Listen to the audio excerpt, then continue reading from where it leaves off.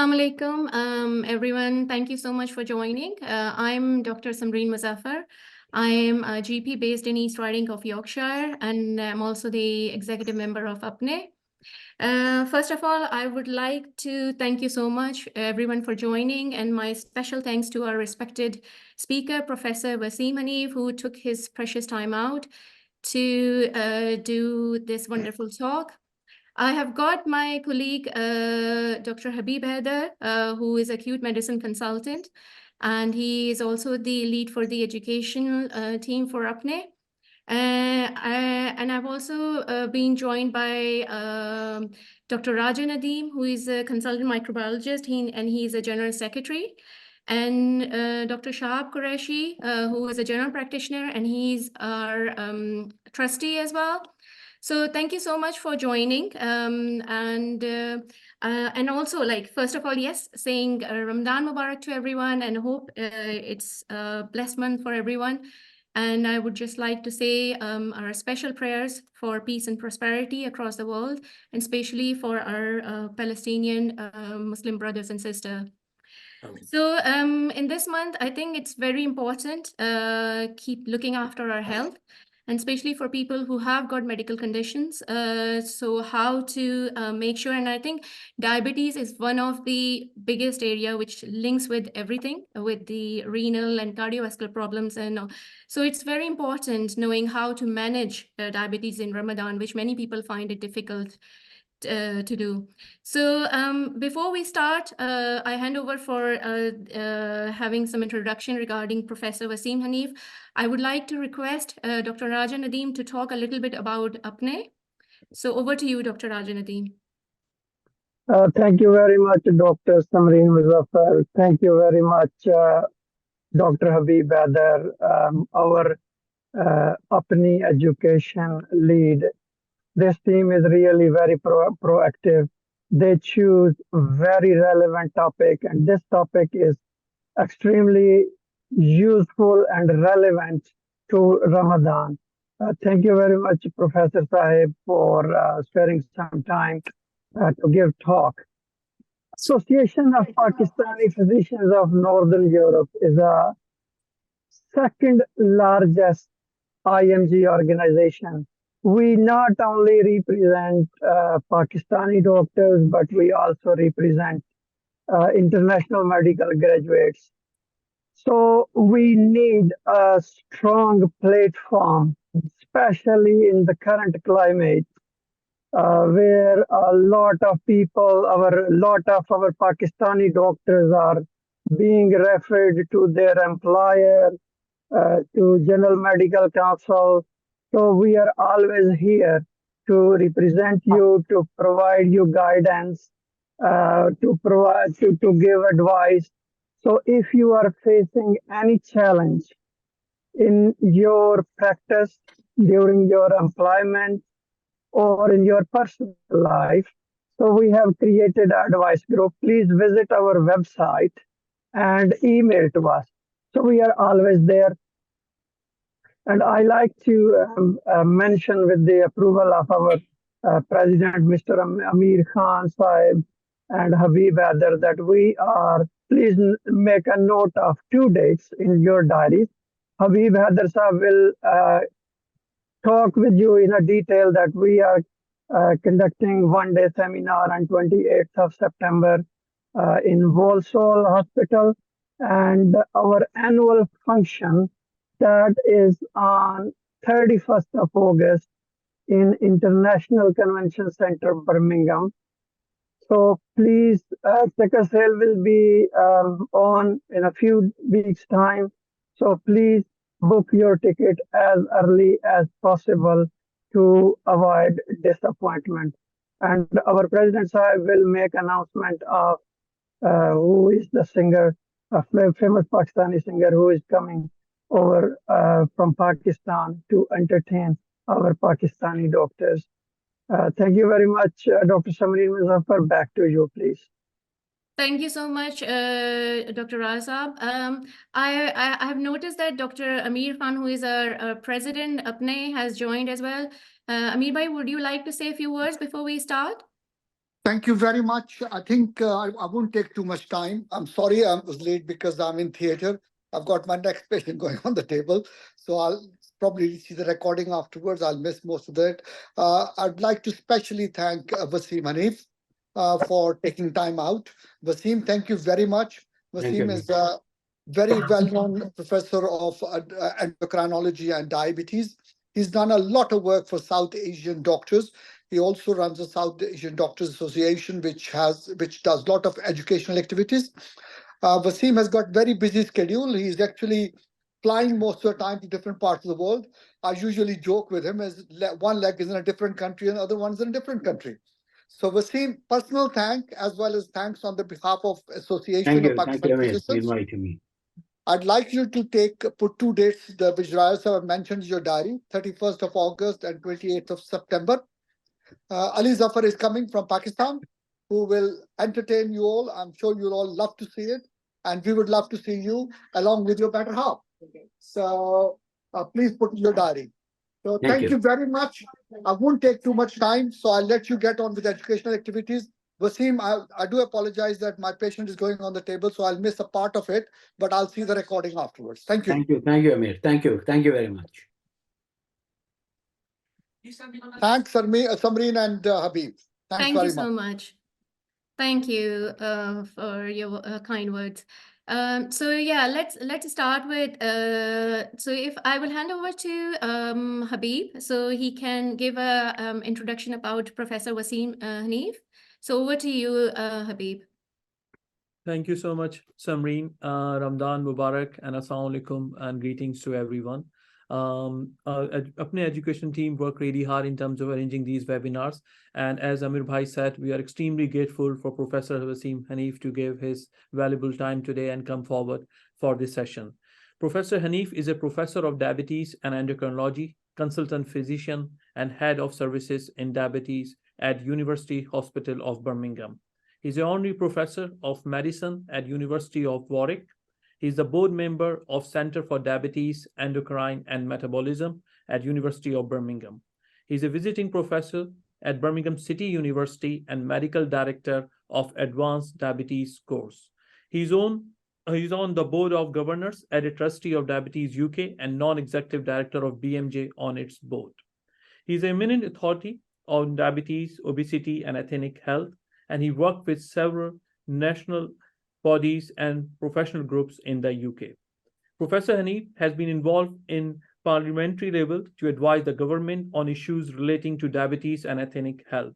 He is the chair of the Diabetes Working Group and trustees of the world-recognized South Asian Health Foundation.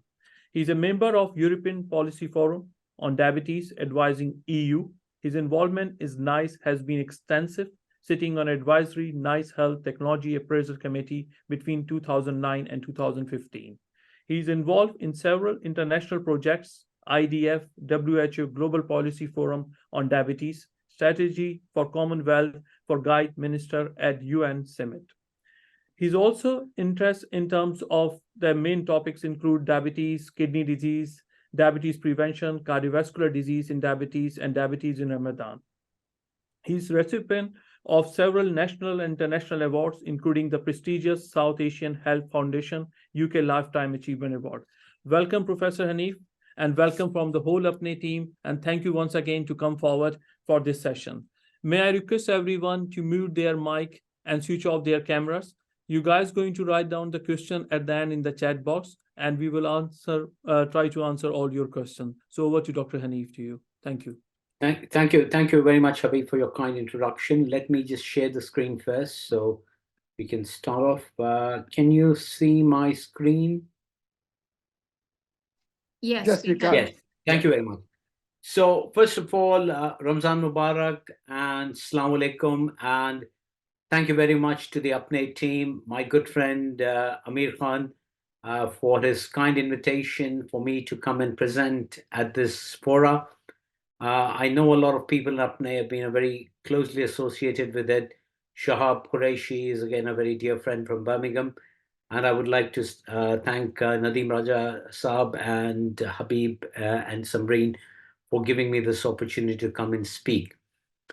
Now, what I'm trying to do today is to give a kind of an overview on management of diabetes in Ramadan, and kind of not only talk about people with diabetes, but also in general as to what happens. So this will be about 25 minutes. And then about 5 to 10 minutes, I want to spend on technology, because that is something really amazing and changing the whole aspect of management of diabetes. And it doesn't matter whether you are a physician or a surgeon or doing anything, you will be touched by this technology, and will have to have some idea about how to use it, because it's being rolled out in the UK and it's being adapted across the globe.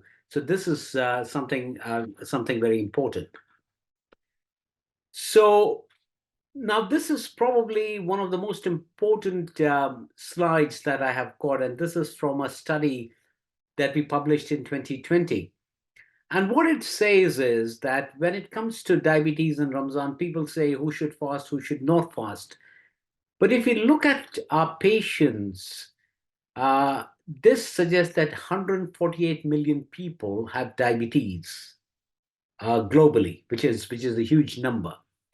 And out of this 148 million, 116 million fast during the month of Ramadan, irrespective of what advice they get from doctors or the religious leaders or other things. So this is very important, and this is something that we need to adapt ourselves, that we have to be aware of the needs and the practices of our patients.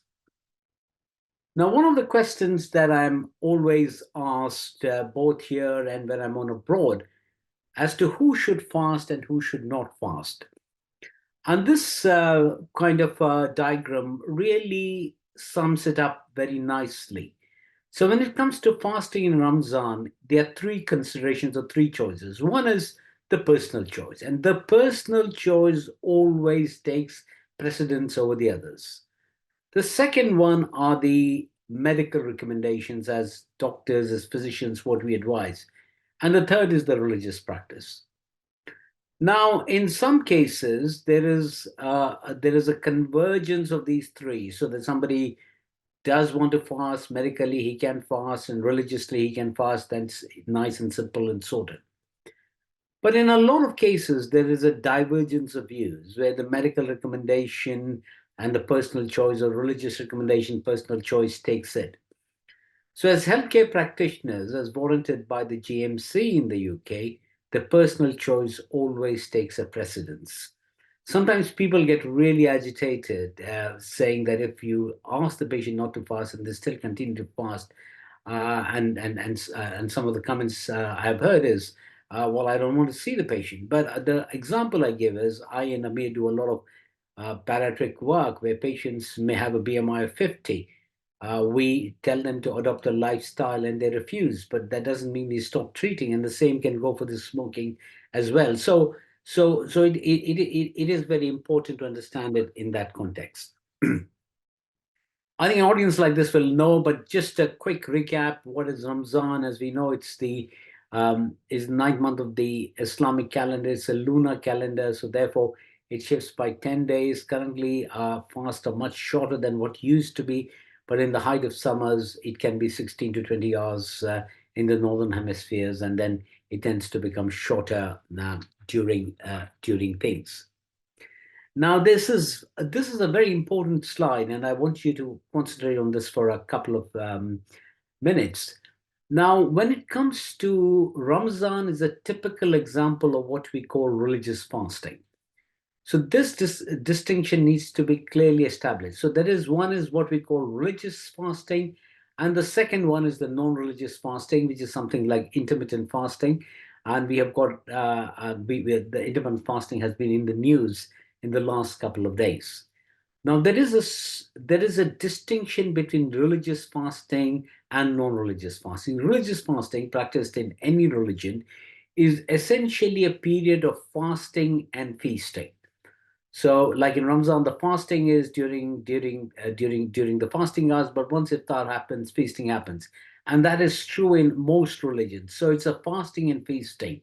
So that means the management of this is slightly different from non-religious fasting, like the intermittent fasting or time-restricted fasting, which is essentially a period of fasting followed by reduced calorie intake, and that makes it very different as to what are the things that we are looking at.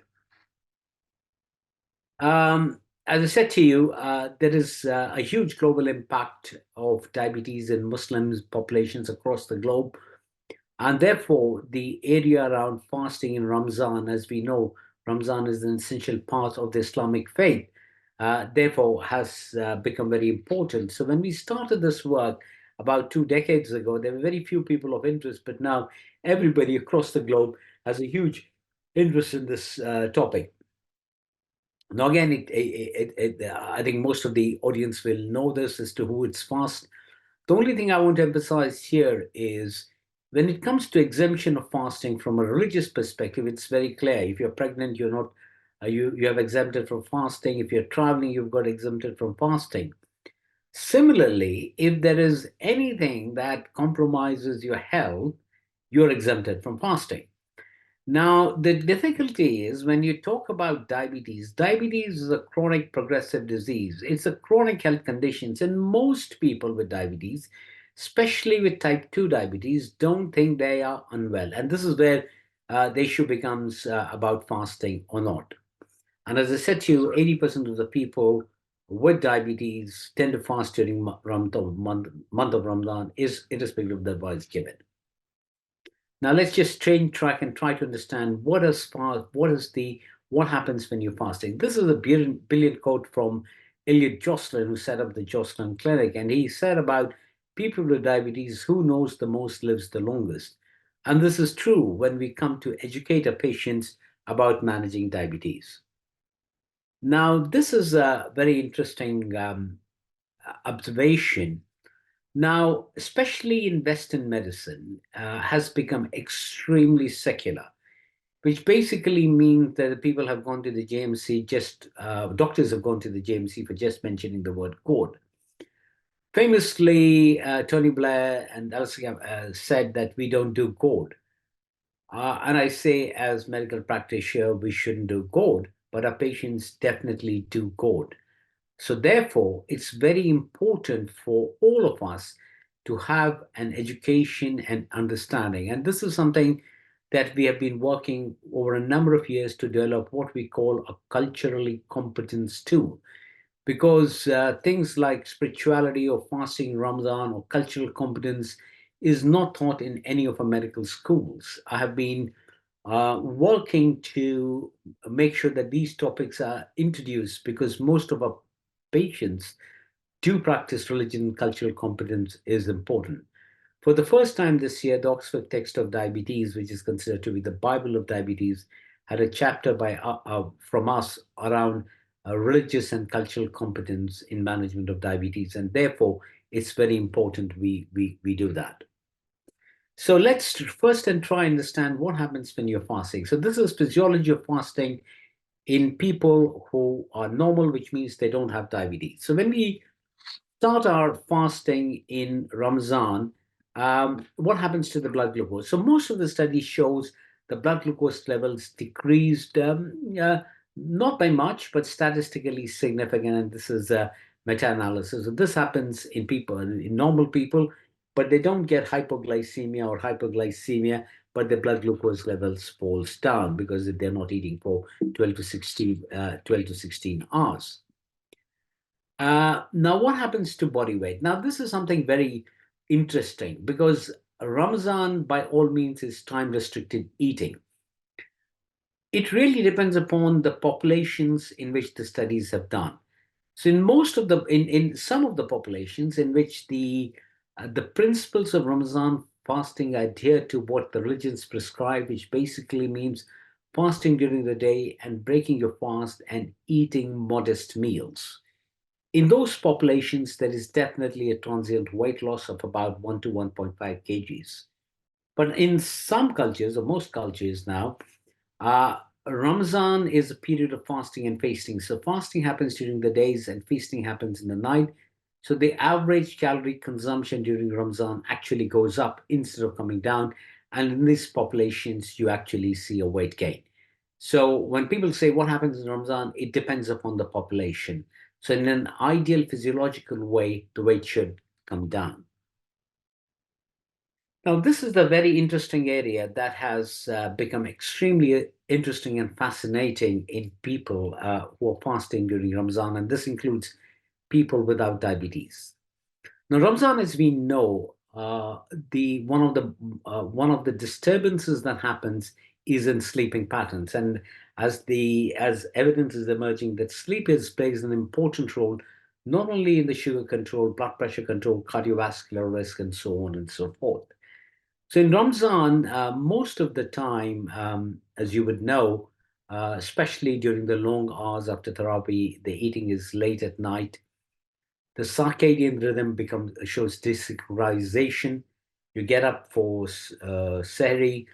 There is disruption of regular sleeping pattern, and this leads to daytime somnolence.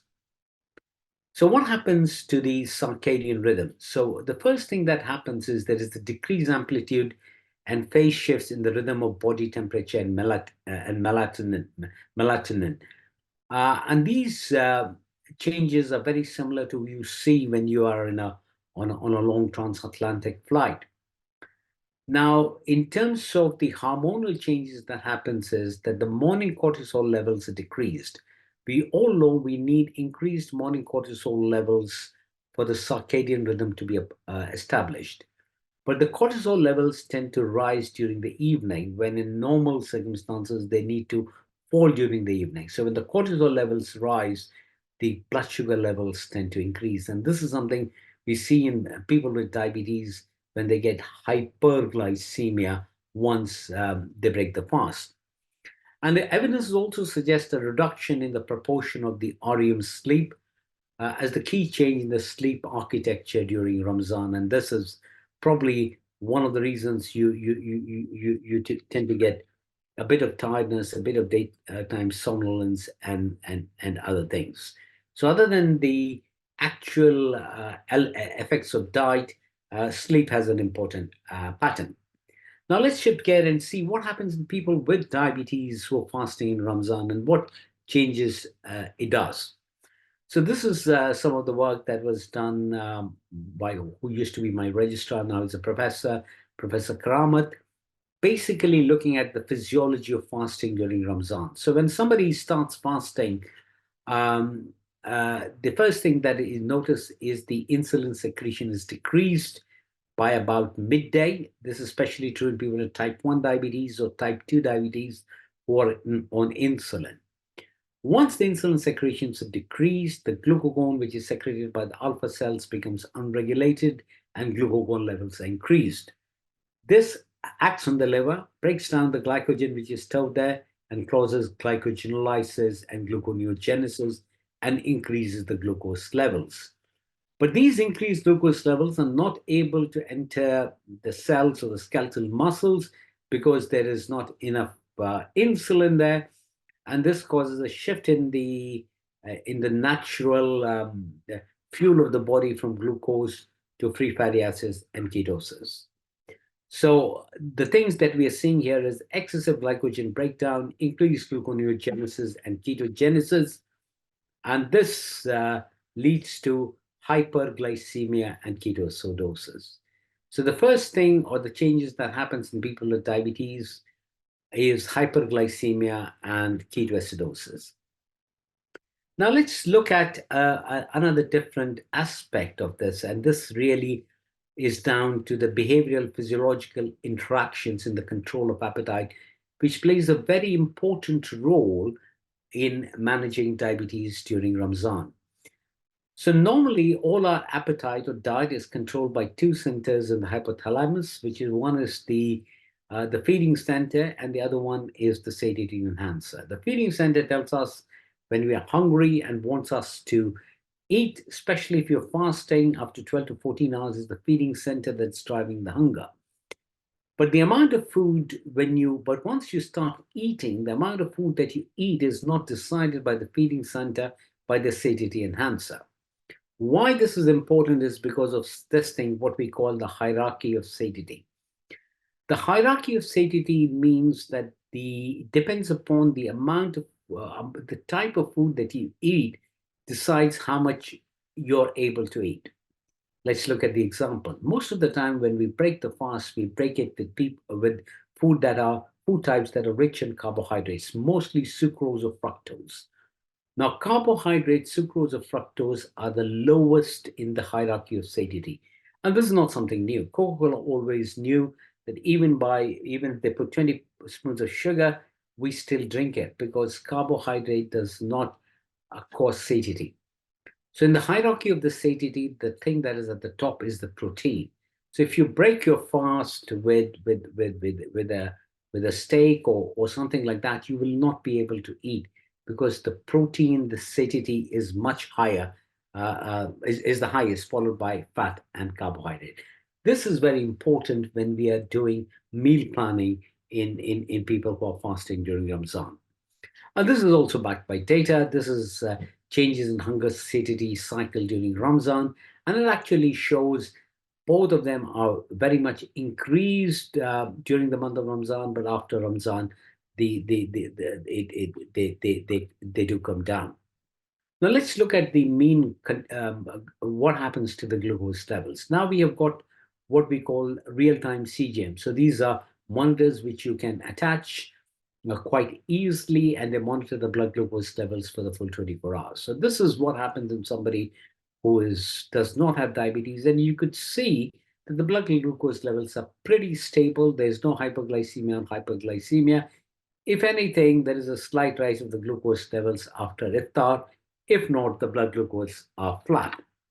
But once you have got diabetes, this cycle is disturbed, and this is again the blue in the non-fasting and the yellow in the fasting, again showing the people in the fasting, the blood glucose tends to rise during iftar. But what I want you to notice, and this is something very important, and this is something to do with the cortisol and circadian rhythms, the lowest blood glucose levels that are seen in people who are fasting in Ramadan due to diabetes is 2 hours before breaking of the fast. Doesn't matter what the duration of fast is, because that is the time it's very important that a lot of our patients will experience hypoglycemia or low sugars. So what are the things that we have to look for? One, and the most important thing is we have to look for hypoglycemia, and there have been a number of studies that have shown that there is increased risk of hypoglycemia when people fast during the month of Ramadan with diabetes. The second important thing, which is probably not that much emphasized, is the risk of hyperglycemia, because a lot of our patients and healthcare professionals are scared of hypoglycemia. They tend to overcompensate, especially at the time of breaking the fast, and this can cause hyperglycemia. So therefore, we need to be aware of hyperglycememia. The other things is diabetic ketoacidosis, which is normally seen in people for fasting with diabetes, with type 1 diabetes. Although there is supposed to be theoretical increased risk of DKA during fasting, this is some of our own study called the DECODE study. So this is the data of all patients who were admitted with diabetic ketoacidosis in the UK. And this actually shows that there is not much difference in the prevalence of DKA between Shaban, Ramzan, and Shawwal. Again, showing that although there is a theoretical risk, the real-time data is not supporting it. And similarly, the duration or length of stay during Ramzan is not changed. So the risk factors that we are talking about is hypoglycemia, hyperglycemia, diabetic ketoacidosis, and perhaps not so much in the UK, but in tropical countries, you've got increased risk of dehydration and thrombosis. So this was just to give you a brief thing around the background. Now let's quickly turn to how we're going to look at these patients, what we can do to help them. So these are what we call risk calculators that we have developed. I've been involved with all the 3 of them, so I don't prefer one to the other. So one has been developed by South Asian Health Foundation UK, which is probably more suitable to a UK population. And then we have the DAR IDF risk calculator, which is perhaps more suitable for a global population. So what is the idea of DAR calculator? What it does is it takes into consideration a lot of factors like the type of diabetes, the duration, presence of hypoglycemia, and it gives various points. You can go through this. I'll be sharing the PDF slides of this so you have it. But the easiest way to get it is to go to IDF DAR website. If you type on your Google Chrome IDF DAR risk calculator, it takes you to the site. There is also an app available if you want to download it. And if you just stick it, it gives various number of points. And depending upon the points, it gives you the score. So 0 to 3 is low risk, 3.5 to 6 is moderate, and greater than 6 is high risk. And this is the advice. The advice is if you're low risk, the medical recommendation is fasting is probably safe. The religious recommendation, which has been made by a group of religious scholars of all Islamic domain, they have said that fasting is obligatory. If it's moderate risk, which is 3.5 to 6, then the medical recommendation is that fasting safety is uncertain. And the religious recommendation is fasting is preferred, but patients has a choice not to fast depending upon their previous experience. And if they choose to fast, they must follow medical recommendations, including regular blood glucose monitoring. If the risk is high, which is greater than 6 points, then fasting is probably unsafe, and the religious recommendation is advise against fasting. These risk scores have now been validated in studies in Saudi, UAE, and Bangladesh. So the other element of preparing people is to do HCP training and increase awareness, and these kinds of lectures are meant to do that. Similarly, we need to do patient education. A lot of patient education is now happening, and most of it is happening in mosques through various symposiums and seminars which run South Asian Health Foundation UK. Muslim Council of Britain does it. The British Islamic Medical Association does it. Muslim Doctors and Dentists Association. So a lot of patient education happening in the community. Now, what comes to blood glucose monitoring? Now, this is one of the questions that I'm asked a lot, and we have consulted both the medical experts and religious experts and scholars to really find out what is about blood glucose monitoring during Ramadan. Now, most of the religious scholars and most of the religious domains, they say that doing a blood test does not invalidate the fast. And it's not a big issue in the Middle East or Arab countries or in Southeast Asia.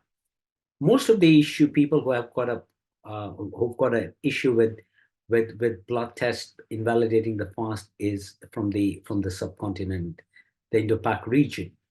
Now, in some of our patients tend to believe that any blood loss will invalidate the fast, but even the scholars from that region will tell you if you take a big amount of blood, or what we call a fistful of blood, that invalidates the fast. So doing a blood test does not invalidate the fast. And this is now supported by all the mosques, including in the UK, by Muslim Council of Britain. So anytime you've got a patient who tries to tell you that it's going to invalidate the fast, ask them to consult their local imams or local mosque, and most of them will say it does not.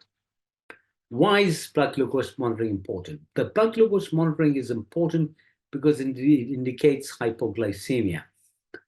So when we tell the patients about when to break the fast, we need to educate them on the symptoms of hypo and hyperglycemia and advise. So these are the situations where they have to break the fast. The first is if they have got symptoms of hypoglycemia, hyperglycemia, or dehydration. If they start having an acute illness, especially because COVID is still not gone, if they develop any COVID-like symptoms or become unwell, they need to break the fast. Thirdly, if the blood glucose levels fall to less than 3.9 millimoles anytime during the day, they have to break the fast. Similarly, if the blood glucose rises to greater than 16.6 especially if they've got type 1 diabetes or have type 2 diabetes on insulin, then they should break the fast and check the ketone. So these are the indications for breaking the fast. So when we see the patients before Ramadan or during Ramadan, and they want us to, they want to fast during Ramadan and ask your advice, what are you going to do? So the first thing you do is do risk quantification, either through the IDF-DAR score or the SAF score, which I told you about. Then you emphasize the role of self-monitoring of blood glucose levels, the importance of it, and try and clear any myths they have around blood testing. Give them clear advice when they need to break the fast. Then we need to talk about exercise, which we'll do later on, talk about fluid and meal planning, and lastly, make adjustments to medication. So in terms of checking the bloods, generally, it's a 7-point, but I generally don't advise my patients to check their blood 7 times. It's too much. But the preferred times are to do it before the start of the fast at the steady time, and somewhere 2 hours at the start of the fast. The second thing is 2 hours after the iftar, which I told you is an important point because the blood glucose tends to drop, and any time when they have any symptoms of hypoglycemia or hyperglycemia. When to exercise, the general advice is that in Ramadan, if you've got diabetes or medication and you're fasting, rigorous exercise is to be avoided because of the risk of hypoglycemia, especially just before iftar, because the risk of hypo and dehydration is high. Moderate exercise can be done and should be encouraged, and we know Tarawih is a part of that exercise schedule. What to eat? Now, I'm just going to lay down some general principle, but there is this thing called Ramadan Nutritional Plan, which you can get from the IDF-DAR website. Similarly, if you type Ramadan Nutritional Plan on Google, it will take you to the website where there are lots of information around meals, types of meals to be prepared, along with the various recipes which will help. But the main principles are you should take adequate amount of daily calories, and it should be divided equally. It should be a balanced meal. Importance of protein: 20 to 30% protein, 40 to 50% fat, 10% saturated fat. Avoiding sugars, preferring low index glycemic index, high carbohydrates, adequate hydration, taking sahur as late as possible, adequate protein and fat even at sahur, rehydration, and low-calorie snacks. And these are some of the plans and examples. Now, this is probably one of the most important things when it comes to medication, what we should be doing. So normally, if somebody is on metformin, the dose need not change. It's simple logics. If they're once a day, then you give it after iftar. If they are twice daily, you give it at iftar and sahur. If they are thrice time a day, then you don't give it at lunch, but give the thing with iftar. SGLT2 inhibitors will convert later. GLP-1 receptor agonists, these drugs need to be taken as normal. Ribulsys, which is an oral GLP-1 that requires you to wait for half an hour before you eat. Normally, I advise to take it at the time of iftar with a small sip of water, then they can break the fast, and once they have the Maghrib Salah, and then go back and eat normally. DPP-4, TZDs don't require any alteration of medication. When it comes to sulfonylureas, they have an increased risk of hypoglycemia. So using drugs like glibenclamide, they should never be used because the risk of hypoglycemia is very high.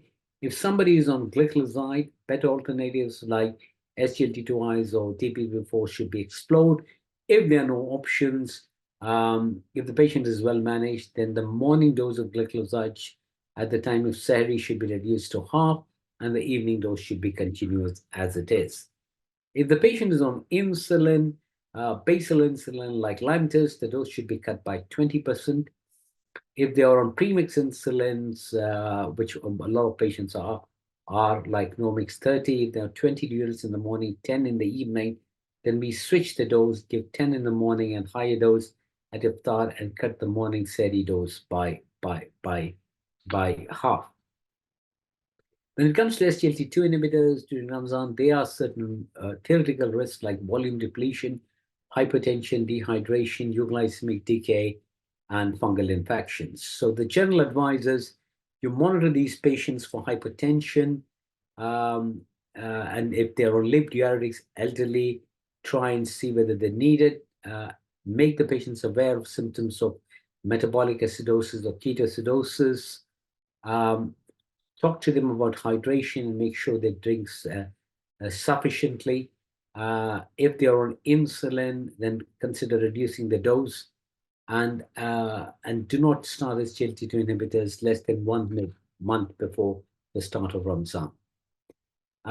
Similarly, all patients should be talked about sick day guidance during COVID, and this is what we call SADMAN.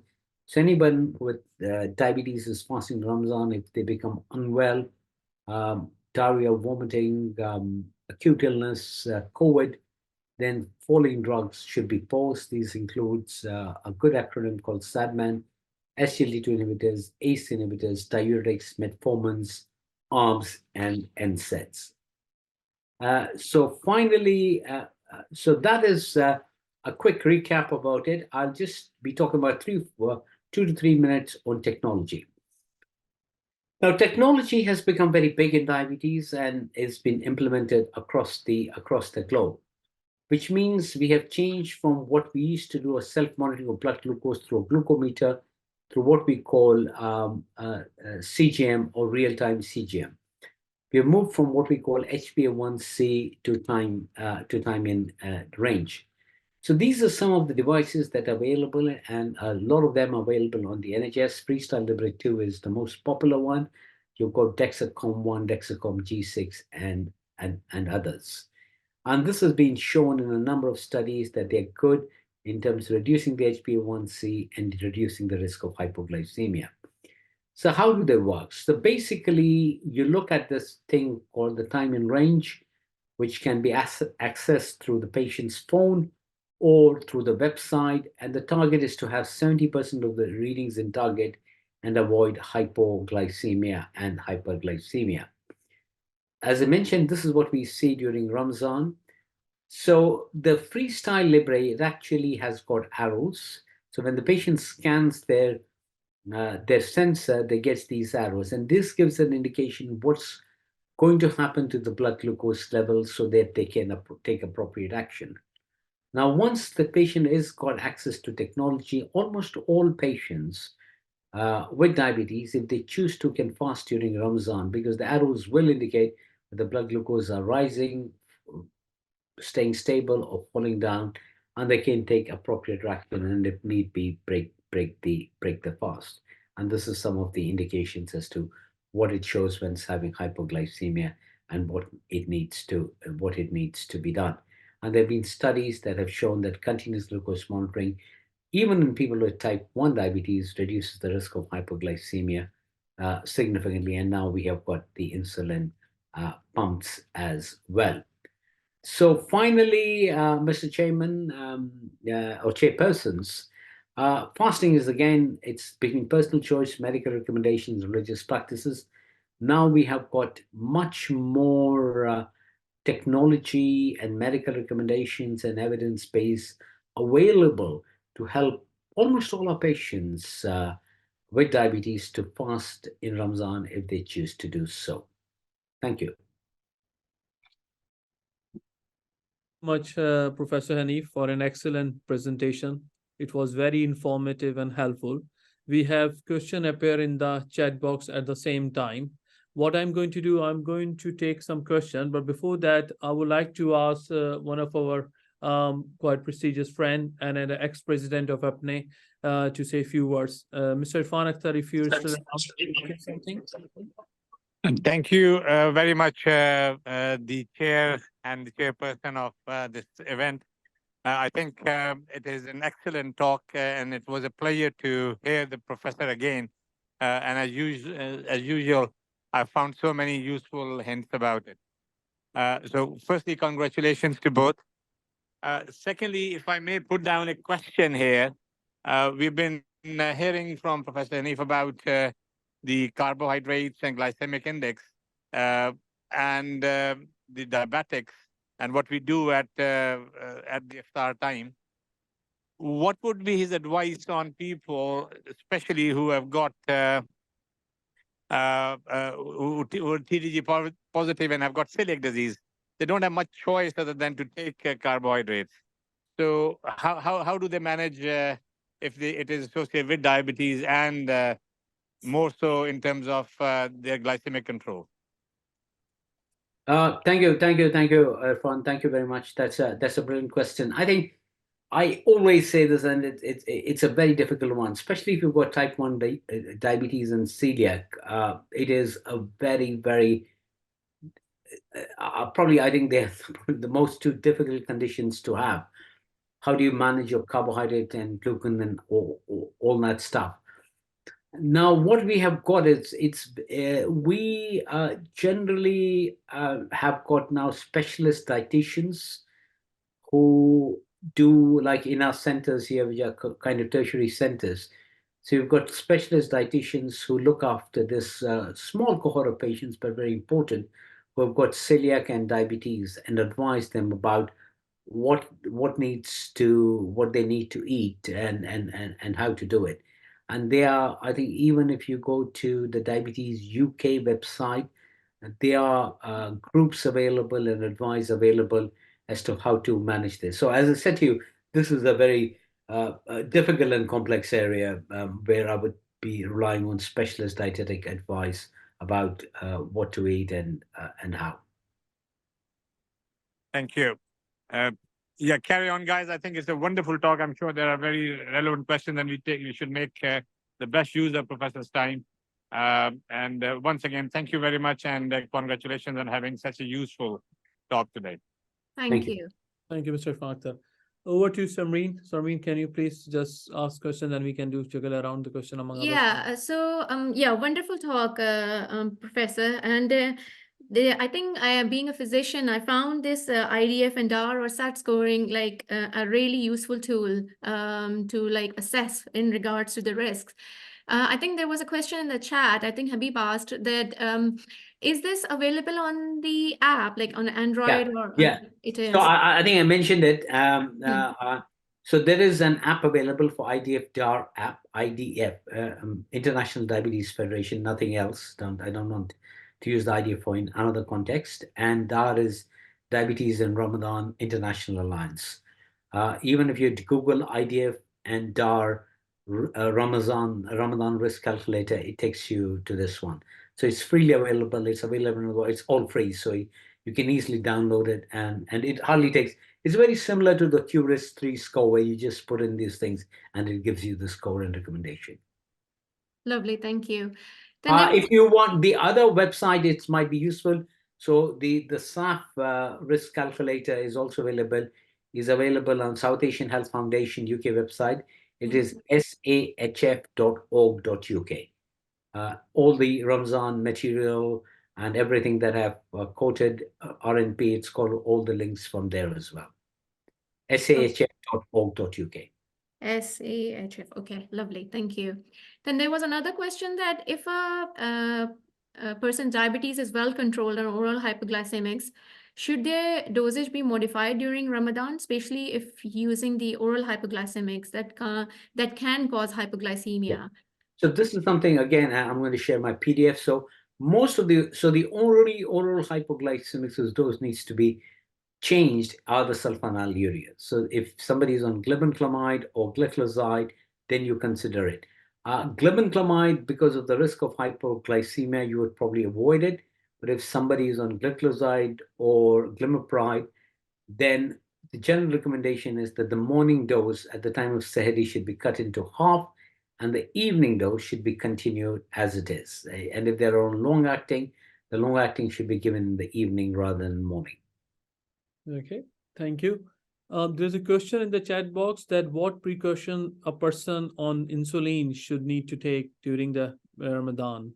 Yeah, so as I said to you about a lot of things around insulin. So for the first thing, it depends upon what type of insulin they're on. If they're on basal insulin, the first thing they have to go is they have to see the doctor about 4 to 6 weeks before the onset of Ramadan to see whether they can fast or not fast, depending upon the risk calculator and what their risks are. If they choose to fast, and if the recommendations are they can fast, they have to make a lot of changes. So the first changes they have to do is they make sure that they're checking their blood glucose regularly. And this is the 4 point to 7 point indicator which I said. The important points to check is before Sehri, 2 hours after Sehri, 2 hours before Iftar, and after Iftar, and at any point they have any symptoms. The third thing they have Thank to you. get, they have to have a clear understanding when to break fast, and then they need to make adjustments to the dose of insulin. So a lot of things have to happen if you're fasting with insulin. Thank you. I think the Dr. Shahab Qureshi is here, who's our trustee of APNE. Thank you, Shahab Bhai, for joining us. And Shahab Bhai has some question for you. Over to Shahab Bhai. Wasim, Assalamu alaikum, Professor Anil. Salam, Thank you so much. salam, salam. Thank you so much for a masterful talk as always. Three questions. First question is really, when a patient comes to us with a clear understanding, according to them, it's a clear understanding of how to manage diabetes in Ramadan, I think we find majority of the patients have no understanding at all. So would you advise the clinicians and general practitioners and everybody else to actually have a chat with the people, the people who are going to fast, the diabetics who are going to fast a month or two before, so they can adequately prepare themselves? I think that was something that was being used a while back, actually. Thing that general practitioners and clinicians, I think across the board, Yeah. were doing, that calling the patients in and having a chat with Yeah. them and advising them. Yeah, so let me take on this one, Shah, because I think what you've raised is a very, very important point.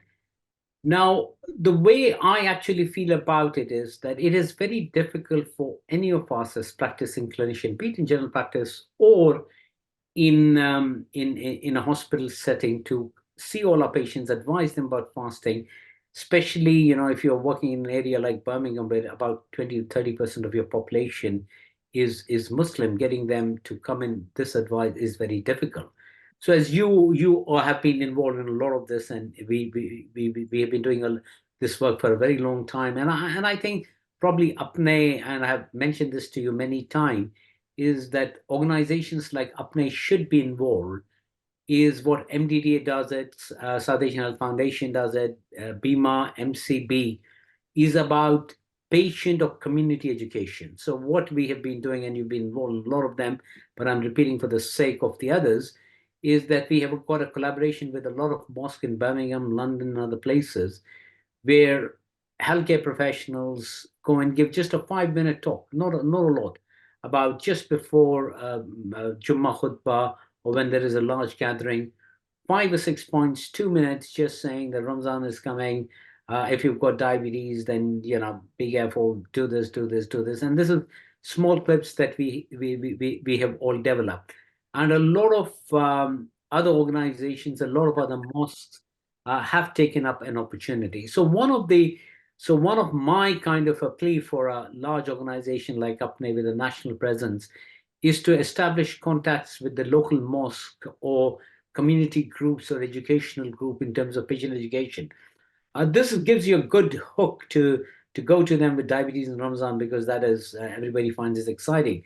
But then you can start talking about women health, which we have done, mental health, which is a big issue, child nutrition, and so it really opens up of doing something for the UK community, all communities, and especially the Muslim communities, and unfortunately the Pakistani community, which has probably got one of the lowest health indicators in the country. So therefore, I think as an organization representing Pakistani doctors, I think it is imperative something is done for this population, and that will happen through community-based education. NHS and our practices does not allow us a lot of scope to educate these patients, especially in these niche areas. Thank you so much. My next question, is that we talked about basically about nutrition. But tell me something about fluid intake. Fluid intake, what would be the recommended or suggested fluid intake at seri times so that the patient doesn't suffer from dehydration or any, Yeah, so especially diabetics? yeah, I think this is again a fantastic question, Shab. Especially, I didn't get a chance to do it, so thanks for pointing it out. Especially if the patient's on things like SGLT2 inhibitors, because one thing you've got to remember, the non-fasting hours, especially in countries like UK, are very much shortened. So the advice I give, especially if the patient with SGLT2 inhibitors, with the risk of dehydration is very high. So normally patients open iftar, then go for tarawih, come back, sleep, sehri times comes in. So the period is very small. So the general advice is they should drink 2 to 3 liters in the non-fasting hours. And that's not easy to do. Easy to say, but if your non-fasting hours is just about 91. So one of the advice I give to people is to take a liter bottle with them when they go to the tarawih and just keep drinking. Thank you so much. And my final question is: we did talk about when you open the fast that they should be consuming 45% of carbohydrates, 30% of proteins, and then fat. Now, the argument traditionally, if you look at it, especially our people, what we do is, by and large, that opening the fast with khajur and then followed by a drink, and then go to things like dahi bade, chaat, samosa, pakode, and stuff like that. Now here, there's no mention of protein. There is a bit of fat here, but protein by and large is minimal, right? And then people go in and pray and whatever and have a little bit of stuff, and by and large they're full. The satiety is complete, as you rightly said. But according to the specifications, this is not right. This is not appropriate. This is not balanced. So shouldn't we be promoting more protein at iftar time rather than promoting carbohydrate for satiety purposes? Yeah, absolutely. Absolutely. I think you're spot on there. And this is where some of these recipes we have done for RMP is to try and promote protein so that people take a lot of protein. But saying that, you see, this is probably more Western. The carbohydrate consumption at this thing has increased because if you go back, a lot of things go back home. Some of the at the time of breaking the fast, they used a lot of dal, which is still protein, which I have seen disappear from the menus. You must have seen in the mosque they give dal, but now nobody uses it. So yeah, you're absolutely right. We should promote protein. Thank you so much. Thank you so much. Thank you. Thank you so much. I can see Dr. Nadeem Raja hand up. Can I just mention, I think before I ask him to talk, I will just quickly take a question which I can see from Sarvat Fatma, that patients with poorly controlled diabetes, HbA1c of 106, taking metformin maximum dose and started on gliclazide. He asked about fasting. How do I tailor his medications? Yeah, I think that's a difficult one. I think if you look into the risk calculator, he will be at a high risk category. If his blood sugar is so high and he's just been started on gliclazide, the advice should be he shouldn't be fasting. But if he insists on fasting, it's very challenging. I would say he may require insulin or something, or even if you're starting on SGLT2 inhibitors, his blood glucose levels are quite unstable and it's not advisable for him to fast. Okay, thank you. So I can see Dr. Nadeem Raja hand raised. Over to you, Dr. Nadeem Raja. Thank you very much. My question to Professor Saab. My question is about our traditional drink, buttermilk. Is lassi good for diabetic patients? That's a fantastic question. I would say it depends upon if it doesn't have sugar, it doesn't have a lot of salt. It is fine because you see, lassi has got a lot of protein in it. It's got yeast, or what we call the good bacteria in it, which is good for the gut, and it is reasonably well balanced. So what spoils the lassi is the extra sugar and the extra salt. That's it. But if you've got something like a buttermilk or a chanch, as we call it, that should be fine. Thank you very much. Excellent. Thank you. Do you have any other question? I don't think so. We have another question. So on this note, I think I must say thank you so much. So, Habib, I've got a question, if I sorry, can. sorry for my. So the reason is that Professor's talk is getting a bit famous, and I've got a friend with me, and who is now intrigued. So a couple of things. Firstly, that Professor Wasim, you have said it very rightly, that it is almost incumbent on associations like Apne to spread this message, to spread the wise advices to patients, because diabetes is very prevalent in our Southeast Asian population, and it is absolutely in need of the hour that we play our part in propagating these healthy messages, and nothing more like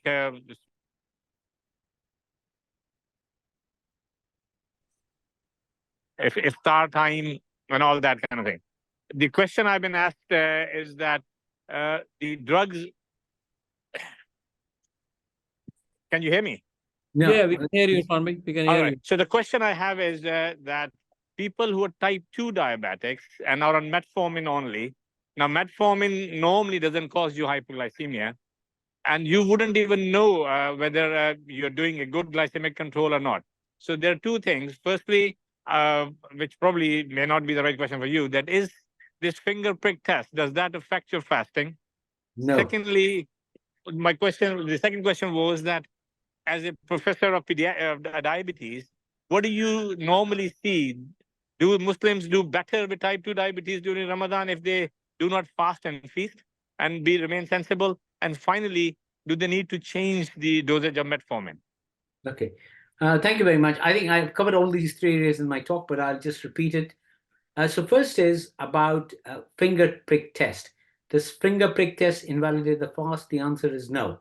And this is supported by all schools of Islamic thought. So it's not a single school, it's all schools. So when we made the DAR idea of guidelines, we went to nearly all schools or all domains of Islamic thought, and all of them say finger prick does not invalidate the fast. But saying that, something which is very common in the subcontinent, in the Indo-Pak area, that people think that it invalidates the fast. So I always quote them these things, and you can refer to MCB. It does not invalidate the fast. Second, with metformin, yes, metformin, no change in the dose required. You can, it's only, you need to take the bigger dose at the time of iftar, and it does not cause hypoglycemia. The third question, with type 2 diabetes, does fasting is better or not better? It depends upon what score levels they get. So somebody who's at a low risk or 0 to 3, in them perhaps fasting, sticking to the Islamic principles of not overindulging and eating well is actually good for them. But if they are at a high risk of greater than 6, it's probably not good for them. So again, it cannot be things. But anybody who's got good diabetes control, is planning to lose some weight, it is a good time. It is a good time to fast. Thank you very much, Professor Jazakallah, for all the very wise words. Thank you. Thank you, Farmi. So once again, thank you, Professor Ani, for an excellent presentation. Thank you. Done a lot. It was quite informative and helpful. I'm extremely grateful to Mr. Amir Khan, who actually and shared the I think Mr. Amir Khan would like to say something. Is that right, Amir Bhai? Yeah, I think, thank you very much. I listened to most of it, but I had to take myself away from the video camera at that time because of operating. So thanks very much, Hanif, Wasim, thank you very much for your time. I know you're quite busy at present. And thanks for Samreen and Habib for organizing such an excellent seminar. I think this was the need of the time. So I would like to say thank you to all those who during iftar came and listened to it. Shahab, thank you very much for your input. So thanks everyone. Thank Thank you so much. Thank you so much. Thank you, Amir. Thank you, everyone. Thank you so much. Thanks a lot. Thank you. Thanks, Samari. Thanks, Habib and Samreen, for sharing it. Thank you. Thank you so much. Hafiz. Thank Hafiz. you. Thank you. Hafiz. Thank you. Thanks. So Once again, as I said, basically that Professor Hanif has done an excellent talk, and also it was very nice of him to join us today. We're going to arrange a few more sessions very shortly, especially next month on important topic with the shared detail with you very soon. I'm extremely grateful to my education team, including Samreen Muzaffar, who's our education executive. I know she's quite busy today. She finished her work and now she's going to for a iftar party. So thank you, Samreen, for your help today. And Dr. Raja, always very helpful and proactive in arranging these educational activities. So I will actually probably share with him regarding some of the details regarding our education seminar. So 2 dates, as I said before, and then our colleague said before, is 31st of August is our annual health convention. At the same time, we're going to do Apne Youth Forum there with performance for some of the junior doctor to come forward and to showcase their work. At the same time, we have annual health seminar, which is our 5th annual health seminar, alhamdulillah, on 28th of September, which again compromises on different specialties, including clinical and non-clinical. So please come forward if you would like to part of Apne education team, to be part of in terms of educational activities. Please write the email. We have shared the email address with you in the chat box. This webinar going to share on Apne Youth Education page, channel, and also the Apne Facebook page. The recording will be shared with you. I'm afraid the slide will not be shared because these are confidential thing. So hopefully you guys have answer and everything. And thank you once again.